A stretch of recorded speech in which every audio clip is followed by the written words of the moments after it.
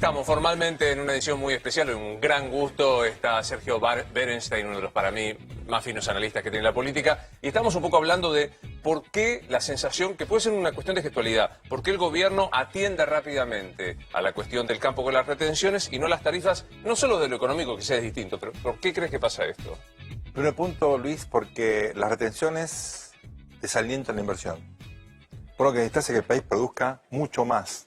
Y si le pones un impuesto a la producción, pues decir, bueno, todos los impuestos directos o indirectamente son a la producción. Pero el campo ya paga ganancias, IVA, ingresos brutos, sellos y el resto de las cosas. Con lo cual, acá hay un castigo adicional a una actividad que fue pilar en la recuperación en los últimos años y que es la principal fuente para que entren divisas. Segundo, tenías una promesa que fuiste postergando. Si volvés a quebrar ahí una promesa, el campo que tiene que ahora sembrar trigo, viene justamente la cosecha, la fina, la siembra de la temporada fina, bueno, estás desalentando. Tuviste una mala cosecha reciente, con lo cual hay mucha gente con poca plata. Inundación y todo lo que viene. O sea, perdimos casi 6.000 y pico, 7.000 millones de dólares. Es el momento menos adecuado para castigar al campo, cuando en realidad el esfuerzo no tiene que ser cuántos impuestos más pones, sino cuánto gasto dejas de hacer. Hay que poner el foco en el gasto, no en la recaudación, que ya es muy alta. Pero yo, y aparte, entiendo y me parecen muy razonables los argumentos. La pregunta por ahí es, y que insisto, intenta no ser demagógica, en esta frazada corta. Sí. Porque evidentemente un problema de frazada corta. Sí. Vamos, da la impresión que siempre destapás los pies. Que en ese caso es la mayoría de los ciudadanos que dice, no puedo pagar las tarifas. Porque a las tarifas tenés, como yo decía, un cambio de expectativa de inflación a más del doble. Un aumento de cada una de las tarifas. El aumento Entonces, esta es la situación. ¿Por qué siempre se destapan los pies, no? Bueno, yo creo que la cuestión tarifaria, como vos marcabas muy bien antes, estuvo mal encarada por el gobierno desde el comienzo. Y yo creo que si esto hubiese sido parte de un acuerdo marco de gobernabilidad, cosa que el gobierno nunca quiso hacer, con las fuerzas de oposición, con actores políticos, sociales, se discutía esto y había legitimidad reforzada justamente por el apoyo en el contexto de este acuerdo, esto no hubiera ocurrido. Lo que pasa hoy es fruto de la renuencia del gobierno a armar un acuerdo de gobernabilidad. Esta cosa de que si nos sentamos a hacer acuerdo de gobernabilidad es debilidad. O sea, aquella idea de un sector del gobierno que dice, esto es debilidad. Debilidad es lo que tenés hoy. Estás corriendo atrás y estás forzado a hacer un veto. Yo creo que el gobierno vio muy mal, leyó muy mal la realidad cuando ganó en el 2015 y sobre todo en 2017. Desde la fortaleza del triunfo electoral de octubre pasado era la oportunidad, creo yo, para generosamente abrir una mesa de consenso. De hecho, el gobierno, te acordás, en el CCK, una semana después de las elecciones, convocó, duró un suspiro y se tentó con la salida unilateral. Bueno, estás pagando las consecuencias ahora. Salvo un poquito de la coyuntura, pero es el mismo sentido. Hace 15 días, el día de la corrida cambiaria, el presidente hace un mensaje, dice, la situación es grave, ¿verdad? Convocamos a... No pasó, no se articuló nada. De vuelta otra vez, o sea, pasó el susto y vuelve a cerrarse en sí mismo el gobierno. Yo creo que sí. De hecho, los cambios estos supuestamente que implicaban apertura política, incorporando a gente que había sido excluida, Frigerio, Monzó y compañía, fueron más bien maquillaje. En la práctica no cambió nada. Yo creo que el gobierno todavía tiene pendiente una revisión de cómo administra la cosa pública. Te diría más, después del shock cambiario, deberían haber revisado el qué, el foco, el cómo y los quiénes. Y hasta ahora, en el qué, el gobierno efectivamente habla ahora de ajuste. A veces todavía, ¿te acuerdas la idea de gradualismo? Sí. No se han resignado del todo a abandonarlo, aunque en la práctica están planificando un shock de austeridad. En el cómo no ha cambiado en absoluto. Sigue siendo decisiones del presidente. Por ahí Duhovne tiene un rol un poquito más destacado como ajustador oficial, pero no mucho más. Y en los quienes no hubo ninguna revisión. Sigue habiendo 22 ministros, un gabinete enorme, con a veces funciones muy acotadas, muy específicas. Hay ministerios que nadie sabe ni dónde quedan, ni quiénes son los ministros, ¿no? Y vuelvo a la gestualidad, ¿no? Me parece que 22 ministerios, cantidades de... Digo, hoy la difusión que inmediatamente nos llevó a corregir algunas cosas, de la delegación más grande del mundo que va a la OIT. la OIT, que me parece interesante contarle esta información. Sí, claro. Digo, hoy se conoció que la Argentina es la delegación más importante que va a concurrir a la conferencia anual de la OIT con 180 y pico personas, entre senadores, algunos que llegan después de la sesión clave. Digo, me parece que el gobierno también menosprecia la gestualidad, esto que yo decía, estoy ¿no? de acuerdo. O sea, el esfuerzo solo para uno a cambio de una promesa sin fecha determinada. Y falta autocrítica. Porque este es el gobierno, Luis, que hasta hace un mes y medio estaba planificando el Mundial 2030. Bueno, Tiene que pedir perdón de las horas que invirtió el presidente y su gente en reuniones con otros presidentes de la región, en planificar un evento que era absolutamente ridículo, cuando el foco debería estar puesto en la austeridad y no en eventos megalómanos. Esto es el modo de actuar de esta falta de autocrítica y de esta falta de austeridad.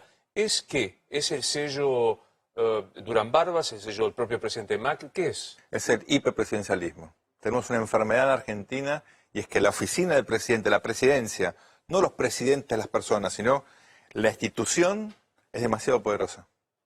Esto lo pensó Alberdi para un país que era una anarquía, una guerra civil. Había que organizarlo. Había que organizarlo y dijo, ¿sabes qué? Un rey por 6 años. Y armó algo que él llamó la República Posible, con la idea de ir hacia una república verdadera en una segunda etapa. Esa segunda etapa nunca la logramos. Fue tan exitosa la fórmula de Alberdi que Argentina progresó un montón y otros países con guerra civil como México, en el medio del desastre, adoptó la fórmula alberdiana, 6 años sin reelección, el famoso sexenio. O sea, no es una crítica a Alberdi, sino al resto del sistema político que tomó esa fórmula y nunca la cambió. Decime cómo queda parado en este escenario cada una de las fuerzas políticas. Hablamos bastante del gobierno. Algunos desde el kirchnerismo ven reverdecer, les agarra como un ataque de cosa que me parece disparatada. Creer que esto, pero digo, contame qué pasa con el kirchnerismo, qué pasa con el peronismo federal más masa, como les gusta decir hoy a los analistas. Del oficialismo te conté algo que es muy importante. Mucha gente pensaba que María Eugenia Vidal había caído. Bueno, nos subió 2 puntos en el último sondeo. Lo va a ser publicado dentro de poco en El Cronista, con lo cual ella está muy bien, el presidente está bastante bien todavía, porque sigue habiendo 1/3 de la población que lo apoya. O sea, hoy Macri, con todo este desgaste, sigue siendo un líder competitivo de cara al proceso electoral, sobre todo si va dividida la oposición. Pero vos marcás muy bien que el peronismo tiene una chance de competir, cosa que hasta hace 2 meses parecía imposible. ¿Quiénes? No está claro. Pero ¿sabes qué, Luis? Me parece que eso, lejos de ser un problema, es a favor del peronismo. Porque un año es una maratón imposible. Es lo que le pasó a Massa, que picó en punta demasiado pronto, allá por el 2013-2014, y le costó sostener el liderazgo. Y Macri, de a poquito viniendo de atrás, terminó finalmente con el triunfo electoral. El peronismo tiene líderes distintos hoy, algunos gobernadores o exgobernadores, gente con experiencia. Queda la sensación de que pueda aparecer, no sé si es cierto o no, una figura por afuera de la política, lo charlamos el otro día en la radio. Cristina tiene 2 problemas muy importantes. Uno es que ella tiene dificultades para recapturar el electorado independiente. Tiene un piso alto, un techo bajo, muy parecido a su piso, y rechazos enormes en los centros urbanos, donde su figura genera efectivamente un rechazo medio, no sé si imposible de revertir, pero implicaría un cambio en su identidad y en su discurso que yo no creo que ella esté dispuesto a dar. ¿Te acordás que ella hizo cambios más bien gestuales para la última elección? Y finalmente lo revirtió al final. No pudo ella sostener esa reinvención en su estilo. No creo que ahora intente lo mismo, pero ella realmente debería torcer, y este es el otro punto, una cuestión histórica. ¿Cuántos presidentes en esta transición lograron ser competitivos electoralmente y luego dejar el poder? Ni siquiera Néstor Kirchner, que perdió con De Narváez, ¿te acordás? En el 2009. Claro. Alfonsín salió segundo como senador en la provincia, igual que Cristina. Menem nunca pudo ser competitivo, Duhalde tampoco. Con lo cual yo creo que acá hay un desgaste enorme en el poder que te impide ser otra vez competitivo. Si vas a la historia, 3 presidentes volvieron al poder. Roca en 1898 y terminó en 1904. Y Irigoyen volvió en el 28, el golpe del 30 lo eyectó. Y Perón, pobre, ya estaba muy enfermo y murió poco tiempo después de volver al poder en el 73. Con lo cual, estás hablando de 3 presidentes que fueron los jefes y creadores de sus partidos, de sus movimientos, con liderazgos indiscutidos, fueron los 3 que volvieron. Cristina no tiene los atributos, yo creo que le va a costar mucho volver a ser competitiva. ¿Cómo funciona ahí? Vos mencionabas el tema de los gobernadores, algunos que no tienen la instalación, otros que intentan instalarse a los sopapos, etcétera, etcétera. ¿Alguna figura que salga bueno, la aparición concreta de Tinelli en la entrevista, que quiero agradecer muchísimo. Increíble, muy buena. Muchas gracias. Quiero agradecer muchísimo, especialmente a los colegas de los otros medios que han reconocido la entrevista con Marcelo Tinelli. A mí me pareció muy interesante, insisto, los colegas de los otros medios que lo hicieron. Pero digo, ¿te parece que esta posibilidad de alguien de afuera, un fenómeno Macri, un fenómeno Carrió, pueda aparecer?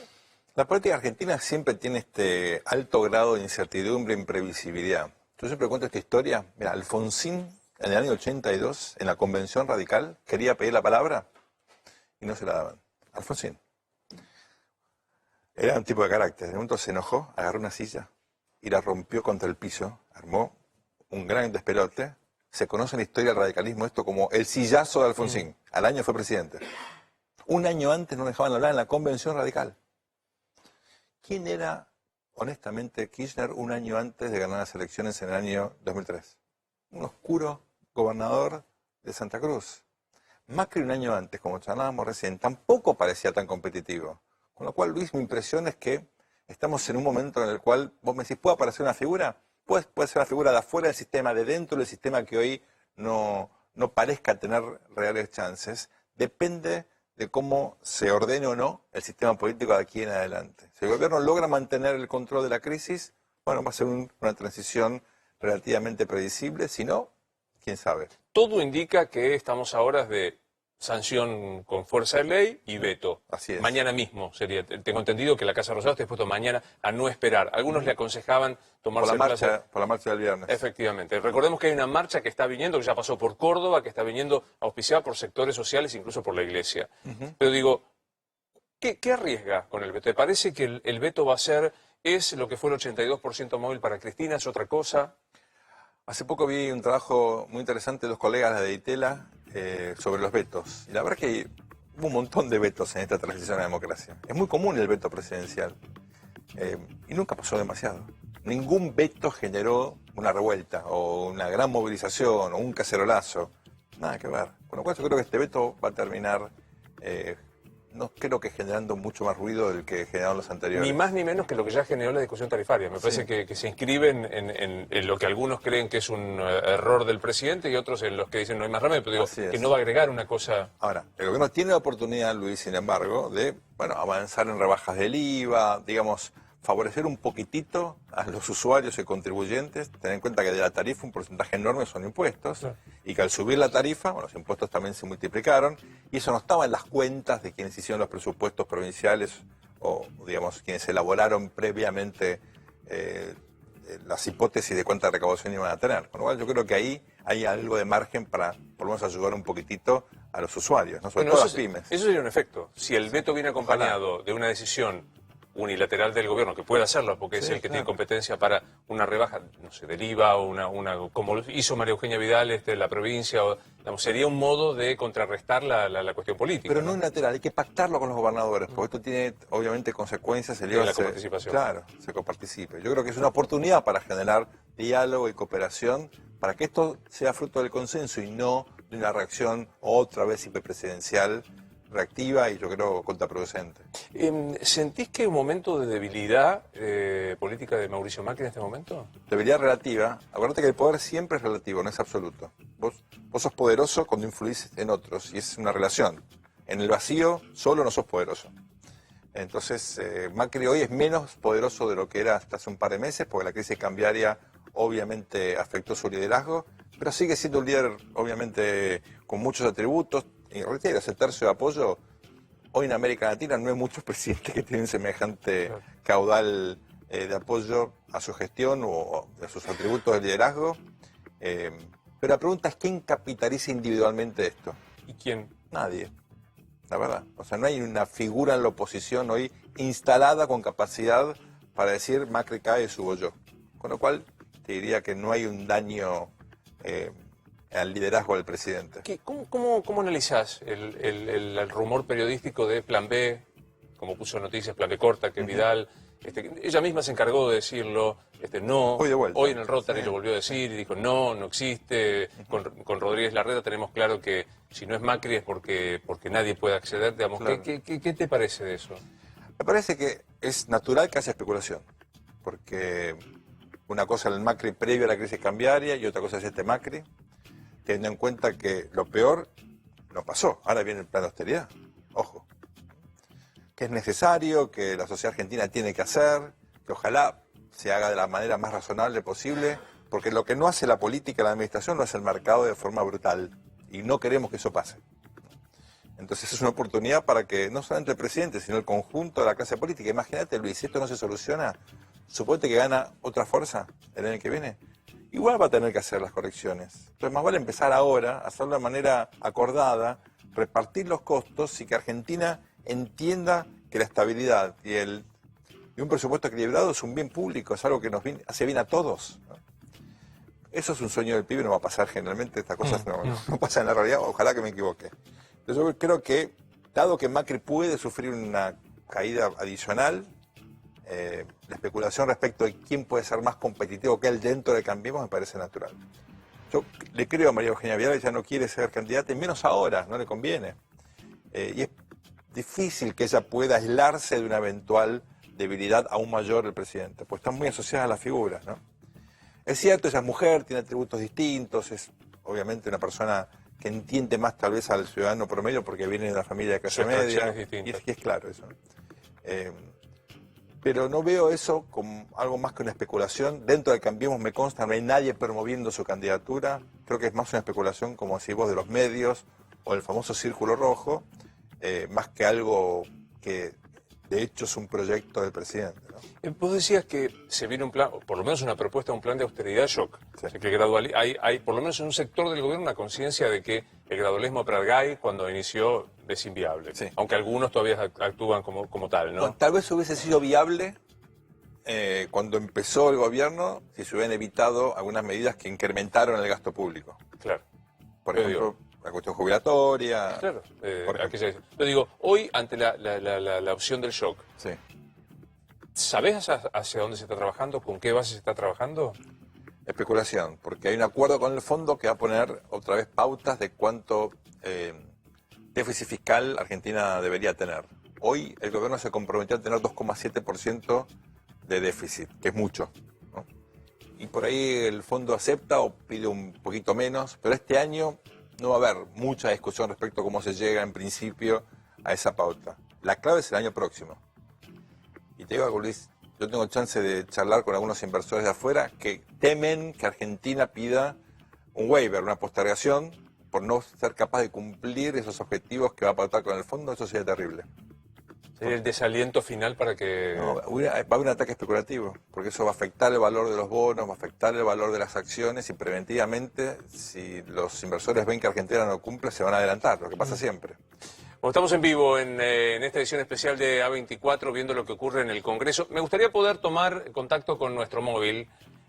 Allí está trabajando Marcelo Padovani. Mientras ustedes están viendo, recordemos que quedan las exposiciones finales de 10 minutos para los integrantes de los bloques. Finalmente habrá una exposición de 30 minutos de los presidentes de bloque. Entre ellos va a exponer el senador Fuentes del Frente para la Victoria, lo va a hacer también el senador Pino Solanas por su bloque, por supuesto lo va a hacer el senador Pichetto por el peronismo federal y Federico Pinedo también estaría exponiendo. Se espera antes la exposición de Cristina Fernández de Kirchner. Allí estamos viendo que se produce en este momento, lo que se produce en este momento. Y la gran pregunta que, por lo menos desde aquí teníamos, me gustaría poder chequearla, es que Adolfo Rodríguez Sá se levantó de su banca y que no participaría de la votación. De todas formas, no le alcanza al gobierno para creer que esto pueda ser, se pueda impedir la votación, ¿no? Creo que es una señal, habría que preguntarle a Rodríguez Sá los motivos.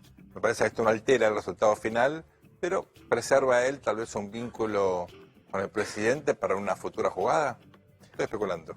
Pensemos que, bueno, Alberto Rodríguez Sá tiene un vínculo más directo con Cristina Fernández de Kirchner, no Adolfo, pero sería raro, ¿no? O sea, suena como primero raro. ¿Puedo pensar mal? Sí, nada me gusta más, nada me gusta más. No, la interna en San Luis está obviamente caliente y hay una figura, Poggi, que fue gobernador de Rodríguez Sá, que se cruzó a Cambiemos. Me pregunto si este gesto de Rodríguez Sá no puede tal vez desalentar al gobierno en términos de un apoyo a Poggi. De hecho, hay elecciones el año que viene. La maldad que estás pensando es que esto tendría que ver con un cálculo provincial, sí, un cálculo puntano, para ver lo que pueda suceder. Un viejo presidente de la Cámara de Representantes en Estados Unidos, Tip O'Neill, que ganó la elección a Reagan en el año 82, dijo una frase fantástica, dijo: toda la política es política local. Olvídate de las relaciones internacionales, de las cuestiones de gran política. Todo tiene que ver con el poroteo más chiquitito. Y esto es pago chico. Pago chico. Pago chico.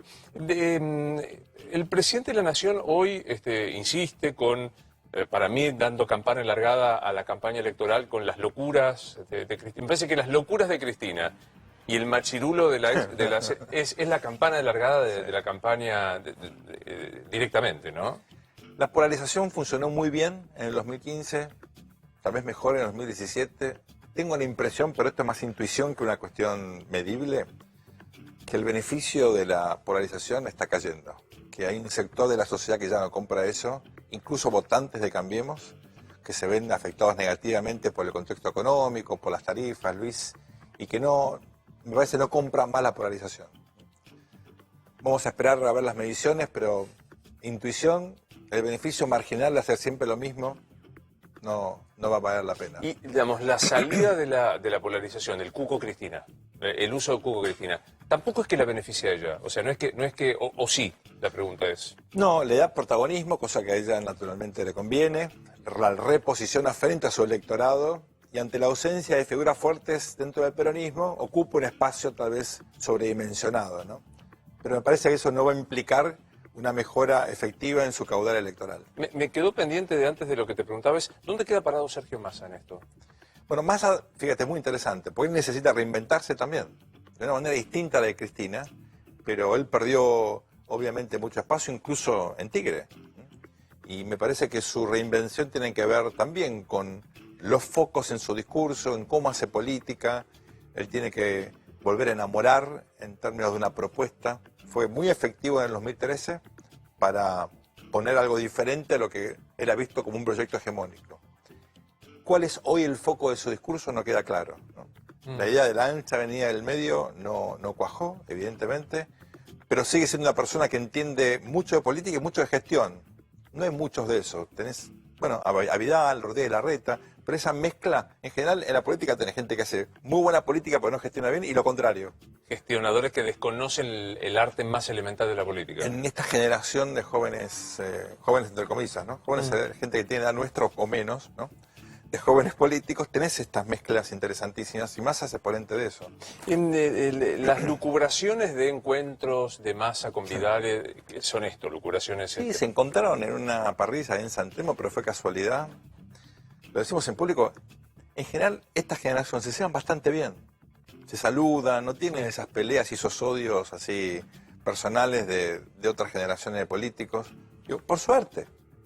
Por suerte, o sea, hablan de cierta civilidad y cierta confianza, pero no, si se querían reunir, no se van a reunir en un lugar así. En una parrilla de San Telmo, claro, da esta impresión. Está en este momento Ángel Rosas, el diputado nacional, el senador nacional por la provincia del Chaco, exponiendo, y tomamos contacto mientras lo esperamos a Marcelo Padovani. Hacer como un dato de la realidad, no porque estábamos contentos y felices,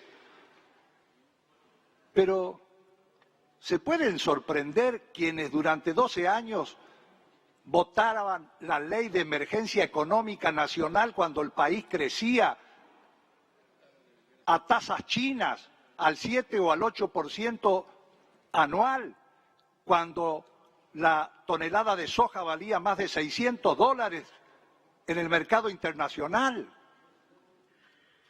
Y por supuesto que como estábamos en emergencia nacional, el jefe de gabinete podía reasignar partidas como se les antojaba, subestimaban los números del presupuesto en función de que sabían que por la inflación iban a recaudar más, y después los reasignaba a su antojo el jefe de gabinete. ¿O no es cierto? ¿No es un dato de la realidad lo que yo estoy diciendo? Ahora, lo que hizo el jefe de gabinete de Macri es un poco más para colgarlo de la Plaza de Mayo. ¡Qué crimen! Haber dicho que, en todo caso, o nos equivocamos o nos sorprendieron algunos números o la crisis internacional nos afectó de una manera no esperada y tuvimos que pasar del 10 al 15% en esa circunstancia. Entonces, reconozcamos de que este tema es un tema que afecta a todos los argentinos. Y no es cierto tampoco que a nosotros no nos interesa la gente que lo único que nos preocupa son los productores, es decir, la matriz energética que tiene dos puntas, por un lado los productores, con sus costos, con sus inversiones, y por el otro lado los usuarios, con materia regulatoria. Entonces, no es verdad que a nosotros no nos interesa. Acá hay que ratificarlo porque la verdad que se dice poco, y del lado de la oposición no escuché en una sola palabra, decir que hay cerca de aproximadamente con tarifa social,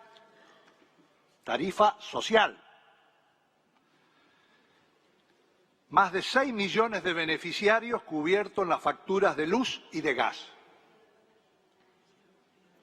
Si este fuera un gobierno indiferente, no tendríamos por qué poner tarifa social.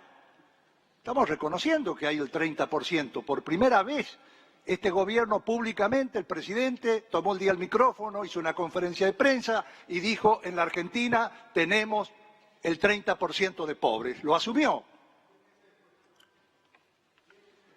Y sí, y 12 años que lo negaron ustedes. Entonces, hay más de 4 millones de hogares con tarifa social eléctrica.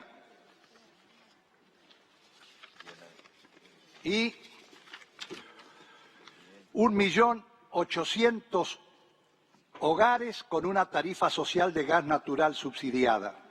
Dicho en otros términos, 1 de cada 3 usuarios residenciales recibe el beneficio de la tarifa social. Le recuerdo el tiempo, señor senador. Bueno, y sí, el tiempo es finito, hay que decirle a... No, me parece que no va a haber grandes sorpresas en los discursos. Sí me da expectativa escucharlo a Pichetto. Y a Cristina. Y obviamente a Cristina. Obvio. Que son los dos que... no sé muy bien cómo hará Cristina para enojarse contra el veto, porque rápidamente se le puede recordar el veto del 82% móvil, sí, claro, que ella utilizó. Pero digo, a mí me parece interesante ver cómo Pichetto se planta ahora, si es el fin de una relación más o menos serena o deja abierta una posibilidad de... ¿Te acordás la frase ayer de Pichetto, ya es tarde? Sí, claro. A mí me generó un poquitito, él lo dijo en un contexto muy puntual, que era tarde para frenar la votación, ya no se podía revertir, estaba todo muy ya cocinado. Pero me conmovió, porque ¿qué quiere decir que ya es tarde? ¿Cuándo es tarde en una democracia? ¿Para qué? ¿En qué contexto? ¿No? Yo creo que en algunos casos nunca es tarde. No puede ser nunca tarde para generar un diálogo, para evitar un mal mayor, para dañar la reputación de un país que ya viene obviamente muy afectado. Él obviamente tiene siempre vocación de consenso. Pichetto ofreció un montón de veces acuerdos bien marcos de gobernabilidad. En esta ocasión me parece que también tuvo diferencias en su bloque, internas. Algunas fueron bastante públicas. Sí, claro. No es fácil, ¿no? Ser jefe de un bloque. Aparte, ahí estamos viendo una foto del senador Miguel Ángel Pichetto, que está de alguna manera hablando con el resto de los senadores. Claro. Y yo decía, él puede hacer este tipo de negociaciones porque nadie podrá reclamarle desde el kirchnerismo que no fue leal a Cristina hasta el último día. Al contrario. O sea, fue extremadamente leal hasta el último día. Y ahora, desmarcado del kirchnerismo, haciendo esto, está casi como tratando de sostener a su partido y a su bloque con un oxígeno distinto, ¿no? Sí, claro, claramente. El rol del jefe de la mayoría en el Senado es crucial. Porque vos sos la llave de la gobernabilidad. El Senado es un cuerpo fundamental y me parece que nadie puede reprocharle a Pichetto que no haya intentado por múltiples mecanismos evitar esta votación. Pensando en esto, digamos, ¿imaginás un día después de convocatoria? Pues yo vuelvo a lo que te decía al comienzo. El presidente dijo, llama un acuerdo, vamos a llamar a todos. Momento de crisis cambiaria dura, que asustó a muchos. No hubo una sola movida. Nada. Digamos, ¿imaginás que esto vuelva a impulsar la posibilidad o crees que se va a encerrar otra vez en sí mismo el gobierno? Sería un gran error. Yo creo que el gobierno todavía está a tiempo para ampliar su base de sustentación, para avanzar en una agenda consensuada de recortes presupuestarios, para llegar al objetivo de este año y sobre todo el año próximo, que es un año electoral. Pero tiene que moverse rápidamente. Hacer más de lo mismo mucho más tiempo, Luis, puede tener costos enormes, porque el debilitamiento que sufrió Macri es revertible, se puede revertir, pero implica cambios significativos en los procedimientos críticos en su gestión. Ahora, si mantiene la misma postura, me parece que el costo va a ser muy significativo. Cuando la crisis se dijo va a haber como dos suertes de coordinador. Un superministro, que después Marcos Peña se dedicó a decir que no era, pero que era el gran coordinador Nicolás Dujovne, y daba la impresión que Rogelio Frigerio era como el gran coordinador de la política con el reingreso de Monzó, Ernesto Sanz. Claro. ¿Pasó esto en la realidad? No. Es cierto que Dujovne tiene el rol de alinear ahora a los patitos a sus colegas, ¿no? Y ver cómo van a cortar el gasto. Como todos sabemos, en el mejor de los casos, es una porción mínima de lo que necesita cortar la Argentina. No alcanza con choferes, celulares, socorros y compañía. Ahí no se puede hacer el ahorro, ¿no? Hace falta realmente sacrificios mucho más significativos. Con lo cual, me parece que su rol es incómodo. A veces la pregunta es cómo puede ser que recién ahora hagan esos ahorros. ¿Qué pasó en los últimos 30 meses, no? Pero más vale tarde que nunca. En el caso de Frigerio, mira, un gobernador me dijo hace una semana y pico, me viene a hablar, yo lo aprecio, pero tiene la pólvora mojada. Digo, ¿qué quiere decir eso? Me prometió tantas cosas que no me han cumplido, que por más que él quiera prometerme, yo sé que no tiene respaldo del presidente. Con lo cual, la capacidad que tiene Frigerio en la práctica de lograr acuerdos es acotada, pero no por él, sino porque falta efectivamente un apoyo político por parte del presidente para que él tenga capacidad de negociación. Y aparte, la capacidad de negociación me parece que está directamente relacionada con tu fortaleza. O sea, una cosa es ingresar después de un veto, después de un número importante, veremos qué es lo que sucede si todo indica que hay ese problema, y otra cosa es evitar esto y llegar con una cierta fortaleza, ¿no? Obvio, claro. Y aparte la agenda ahora es bastante compleja, ¿no? ¿Qué leyes le va a pedir el presidente al Parlamento este año? Acuérdate el discurso de apertura el 1 de marzo. Género, medio ambiente, todo eso quedó obviamente a un costado porque era un gobierno que postergaba el debate real, que es este, que se impuso por la fuerza de los mercados. El gobierno pensaba que podía postergarlo eternamente. Ahora todo eso cambió. Ahora, ¿está clara la agenda parlamentaria acá en adelante? No aparece. Bueno, por eso es importante ese debate, ¿no? En la estructura de los gobernadores, ¿cómo quedan alineados hoy? Digamos, antes parecía que Urtubey era el más funcional, da la impresión que eso no se desmarca tanto, si viene ha hecho algún corcoveo, digamos. Hoy, de los gobernadores, no cambiemos, ¿quiénes son los aliados del gobierno? Hay un gobernador crítico que es Schiaretti. Primero porque Córdoba es una provincia obviamente muy importante, porque él conoce mucho al presidente al margen de la política, y porque Macri ganó la presidencia por Córdoba. Es un dato de la realidad. Entonces, esa provincia es crítica y me parece que la figura de Schiaretti es muy, muy relevante. Hay un gobernador del cual todo el mundo habla, que tiene un potencial enorme, pero él se excluye del juego nacional, que es Sergio Uñac, el gobernador de San Juan, ¿no? Que es una figura interesante, con experiencia local, con experiencia como vicegobernador, está haciendo una gobernación exitosa, pero él es muy consciente de que tiene que crecer, que tiene que afirmarse en San Juan antes de dar un paso a nivel nacional, aunque todo el mundo lo llama. Y después tenés un conjunto de gobernadores que han sido muy, digamos, flexibles frente a la necesidad del gobierno, Misiones, Chaco, Tierra del Fuego, y que me parece que están en una especie de círculo de gente que todavía quiere ayudar, quiere contribuir a la gobernabilidad, aunque se trate de un gobierno con menos recursos, ¿no? Veremos qué pasa con los otros. Hay gobernadores más renuentes, perdón, me olvido de Bordet, el gobernador de Entre Ríos, que también tiene una buena relación con el presidente y es bien considerado en la Casa Rosada.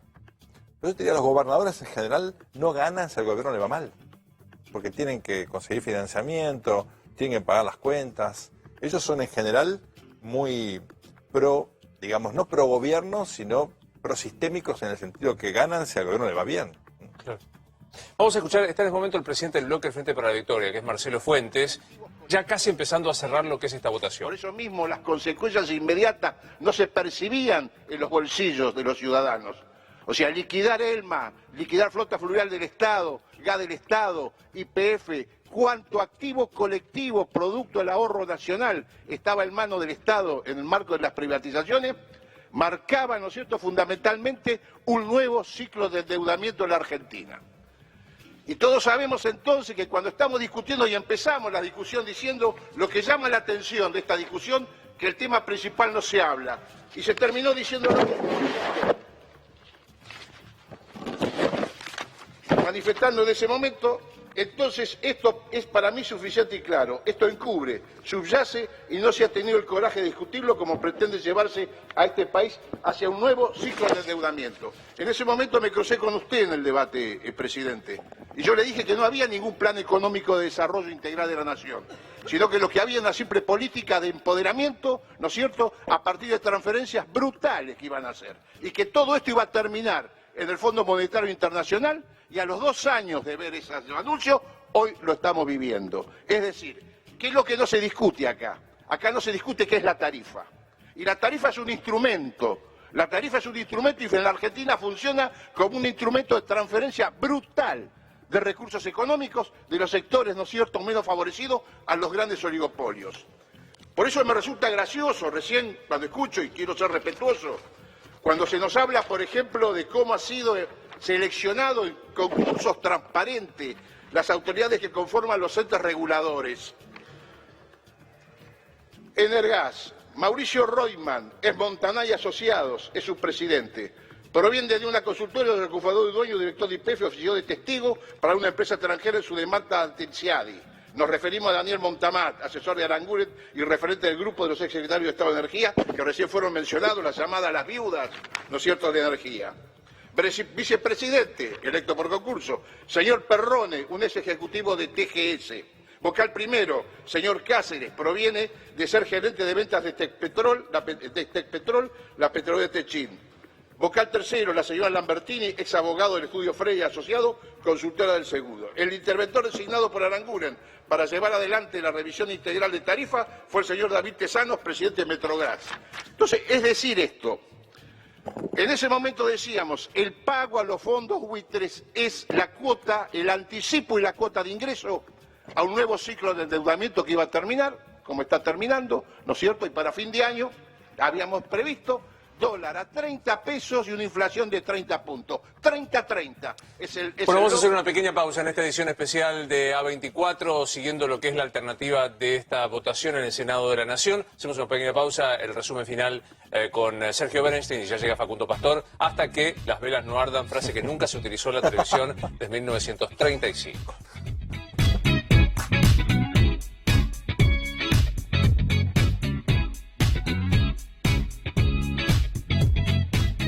Registro Nacional de Chicos Extraviados. En nuestro país, son muchos los chicos que por distintos motivos están fuera de su hogar. Desde que comenzamos a buscarlos, algunos ya fueron encontrados, pero quedan otros que todavía están lejos de casa. Ayúdanos a encontrar a Tania Ayelén Merlo, falta de su hogar en la provincia de Buenos Aires desde el 28 de marzo de 2010. En ese momento tenía 11 años de edad. Si tu hijo está perdido o tenés información útil para hallar a un chico extraviado, llámanos 0800-122-2442 o al 142 durante las 24 horas, los 365 días del año. www.jus.gov.ar/JusChicos.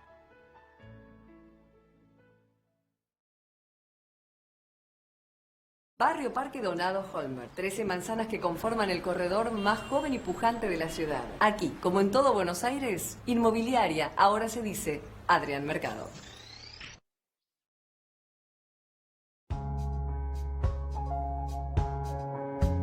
Si me permitís, te voy a dar algún consejo para no gastar tanto gas. Adentro de nuestra casa, no estemos de manga camisa. ¿Qué tenemos que hacer? Ponernos una pinchita más, el calefactor un poco más bajo y vamos a estar calentitos. Ya que estamos, te voy a dar otro consejito. No usemos la hornalla ni el horno para calefaccionar. Es peligroso, estamos gastando gas, es llama viva y se va el calor rápido. No nos conviene.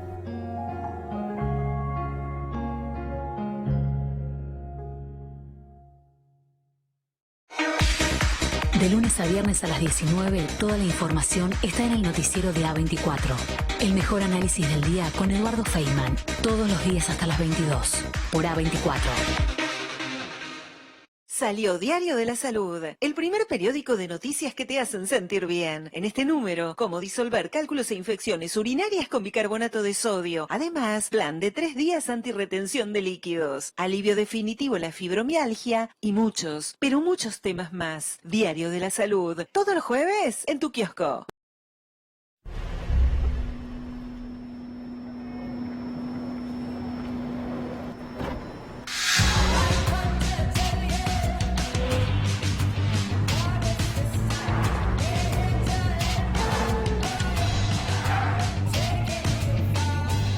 La estabas esperando.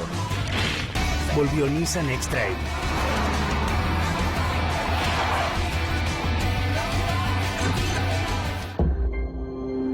Por esa compra de último momento.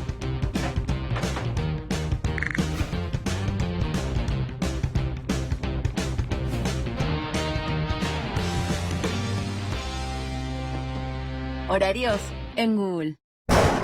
Nadie había logrado derrotar a las filtraciones hasta que llegó Beñer Supercapa Poliuretánica, elástica, impenetrable. Nueva tecnología de poliuretano única en Argentina. Beñer, la Supercapa Poliuretánica. Juan, hijo mío, no te conviertas en alguien odiado. Sé paciente. Humilde. No olvides que cada persona tiene su propia batalla, y aunque creas que no vas a lograrlo, nunca te rindas.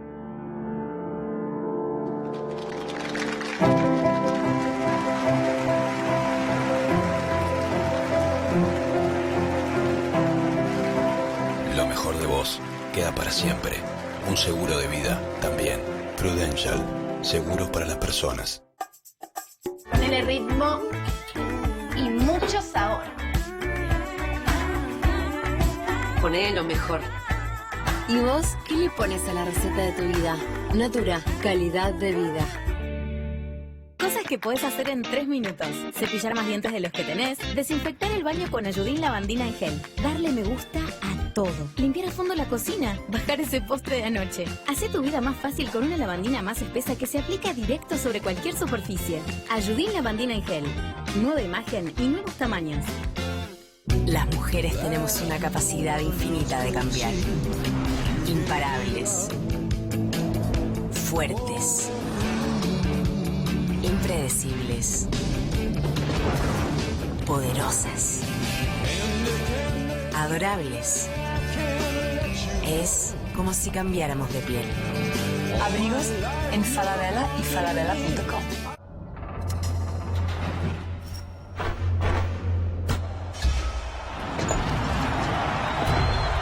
Salí a la cancha con el mejor equipo. Con la compra de productos seleccionados ganas premios instantáneos y participás del sorteo de camisetas y pelotas oficiales. Steel es pasión y calidad al mejor precio. A las 12 del mediodía aparecen las bestias. ¿Hambre? Ya sé. Mi, la, re, so, ja. ¿Sándwich? Y completo. ¿Qué sándwich? Sorry. Ahí me transformo.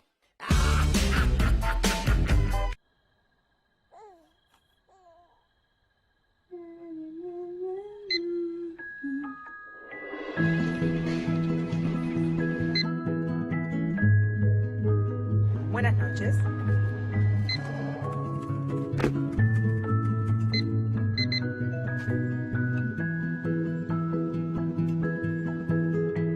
Vivir tranquilo, sabiendo que alguien te cuida. Prosegur Alarmas. Nantir ilumina tu belleza, dejándote un look natural y un pelo suave y brilloso. Nantir, el color que buscas para el pelo que querés.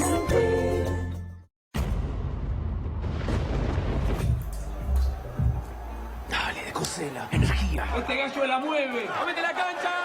Paremos la pelota, vamos amor, paremos la pelota, respiremos. Yo estoy acá, somos un equipo. Vamos, Pulga, vamos. Dale, Carazurda, dale, carajo, dale. Pierrazo al sur. Comete la cancha, confío en todos. Vamos a bancar al compañero. ¡Oh, compañero, siga la banca! ¡Juegue!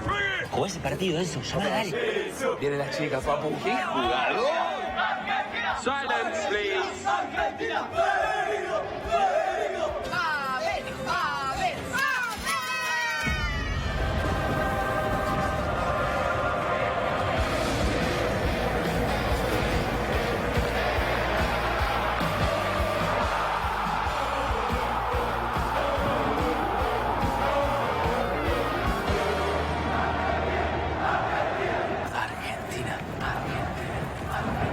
YPF, energía que nos une. ¿Quieren saber lo que va a hacer? ¿Quieren saber lo que voy a hacer? Voy a hacer la que rompa con los prejuicios. La que haga lo que le guste. La que no tenga miedo de dar el primer paso. Y la que sepa perfectamente cuándo dar el último. Voy a ser la que siempre siga buscando. Y sobre todo voy a ser muy feliz con la mujer que logre ser.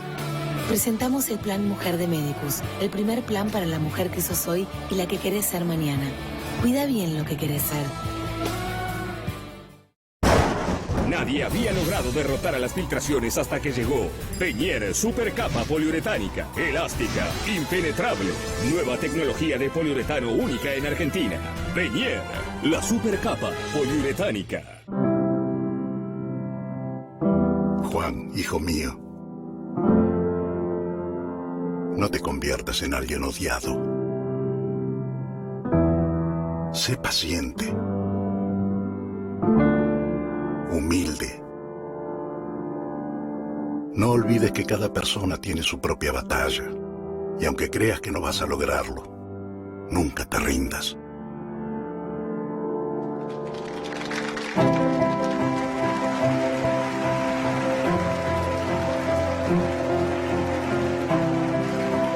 Lo mejor de vos queda para siempre.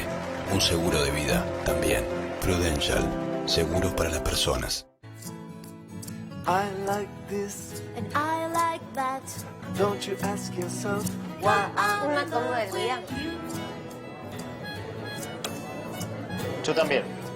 Todos somos diferentes. Por eso tenemos un Mac Combo distinto a 110 pesos todos los días.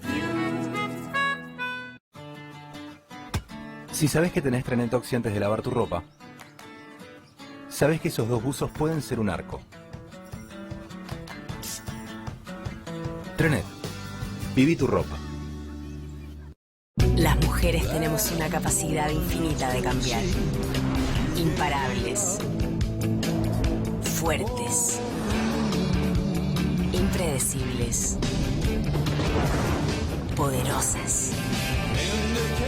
Adorables. Es como si cambiáramos de piel. Abrigos en Falabella y falabella.com. Nadie había logrado derrotar a las filtraciones hasta que llegó Peñier Supercapa Poliuretánica, elástica, impenetrable. Nueva tecnología de poliuretano única en Argentina. Peñier, la Supercapa Poliuretánica. Cuando tenés hambre, tu estómago le manda una señal a tu cabeza y en una milésima de segundo tu cerebro empieza a clasificar miles de opciones de platos de todo el mundo para finalmente quedarse con comida. China. Tiene que estar el de comida china. Yo lo vi. Pedí comida a la velocidad de tu hambre. Descarga la app de Pedido Ya. Elegí. Pedí y ya. Pedido Ya. Te llena el corazón.